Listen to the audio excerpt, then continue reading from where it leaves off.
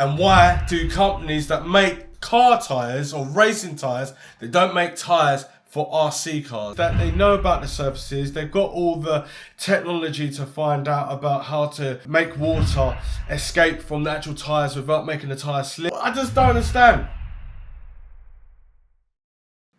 So today my complaint is about tyres, and why do companies that make car tyres or racing tyres, they don't make tyres for RC cars.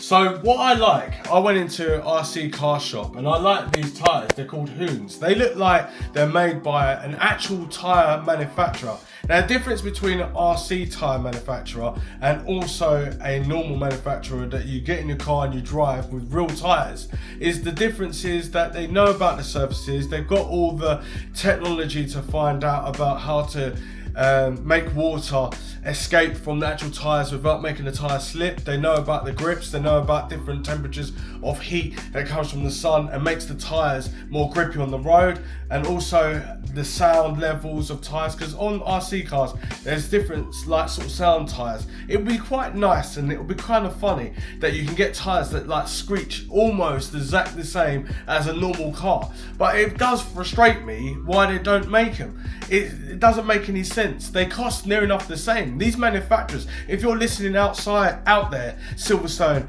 Michelin tyres, Bridgestone, and Dunlop, those sort of tyres, you would literally make a killing on IC tyres. You can even make the little prints with your names, like, so you can do all your branding on the tyres. It would look so sick, but I don't understand why you don't do it. The tyres, like for a 1/6 scale, is like £200 for tyres. Like, it's like £100 for a pair of tyres. I mean, you can buy part worn tyres for less than half that, like £35 for the average like tyre. For a bigger car, it's probably about the same price. Now, brand new budget tyres, probably the same price as well. Obviously, it can still get you from A to B, but I don't understand why manufacturers that make tyres for I don't even think you even make tyres for motorbikes that well.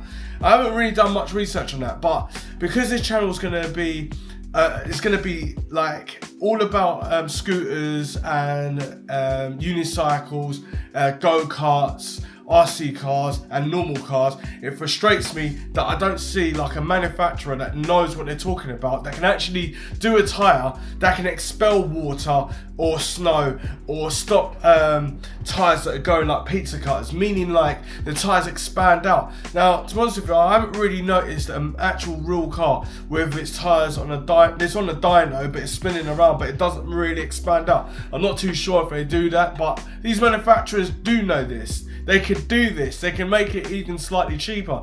You can get better grip. It means that you might be winning more races. It means that if you're going to do jumps on a basher car, that there's more suspension, better quality rubber, better quality foam. I know that we've got indoor racing for carpet and special tarmac and all this sort of stuff, but why do they need? I just don't understand. You got go-karts. You don't make tyres for them. You got motorcycles, you probably make some tyres from higher level, but not like certain tyres for everything else. What about e-bikes? You don't make tyres for them. What about RC cars? You don't make tyres for them. And look how cool that is. These Hoon tyres with the Hoons written around, it just looks so sick. But even if you didn't, it would be a good quality tyre that can expel certain dust. I mean, there's certain tyres that have got spikes on. So if you're using tyres that have got soft spikes, it's good for wet dirt and fluffy dirt, and when you're using more like a harder terrain, more grit and dust, use more of a harder spike on the tyre. So I know a little bit more about tyres lately just from RC cars, but I know more about RC tyres than what I do the real tyres. I only know about real tyres. I'm so into cars, but when you've got the little numbers all on the side, it says the width of the tyre and all this sort of stuff, and if it's good for all year round, daytime or whatever. But when you go into like Formula 1, it's a different story. Now, go-karts that can have like the potential to be on that sort of level, why are car manufacturers not making tyres for that? Okay, RC is getting so big now, and the technology's moved so forward. It's almost like a computer that's built into RC. I remember back in the day, nitro cars, had aerials that stuck out, didn't really look as realistic, and aerials that come out of the controller. Now it's all basically like mobile phones. The cars, the aerials like tucked right inside the shell, and you can get lights and brake lights, and everything's moved along except for the tyre companies, and it bugs me. E-bikes are like, they're so fast now, they're not even slow anymore, and you can do upgrades like you can on scooters, and like you can on RC cars, and like you can on go-karts, but you need that extra tyre grip, or you need a manufacturer who knows what they're doing, and it's done by weight or like lightweight. And if it's lightweight, the tyre needs to be slightly softer to get that grip, but if it's heavier, it's got to be lighter. And then you've got the sound differentials, and then you've got like the mud, the dirt, the sand, snow, ice, all of these things that people want to race their cars on, but tyre manufacturers are not involved. And it really annoys me that you can get like P0s on like really high performance cars, but they don't make them for smaller cars, which are high performance, and they cost an arm and a leg.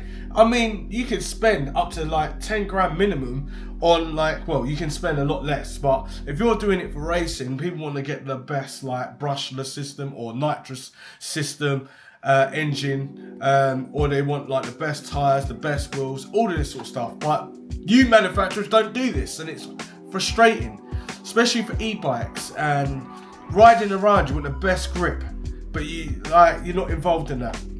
You can, like, people mostly ride their bikes all year round, so a tyre company would know like what the best grip is. I mean, you could have like, there's certain bikes that I've ridden and it's made loads of noise while you're riding. So that means when you're riding, you got the wind in your ears, you can hardly hear a vehicle coming up behind. That's probably why there's so many deaths on bikes, because you can't really hear. Like, it's so annoying. Why don't you get involved? Who's with me? And comment down below if you actually think that tyre companies should get involved in RC, go-karts, e-bikes, unicycles, and RC, and scooters as well. Scooters, Jesus, like they come a long way without any suspension to going over 70 miles an hour. Come on, car companies, get involved. If you're looking at this, please get in contact with us and tell me why you don't want to get involved with tyres for all this like vehicles out there and like hobbies, or not hobbies, serious sports, I should say. It's just frustrating.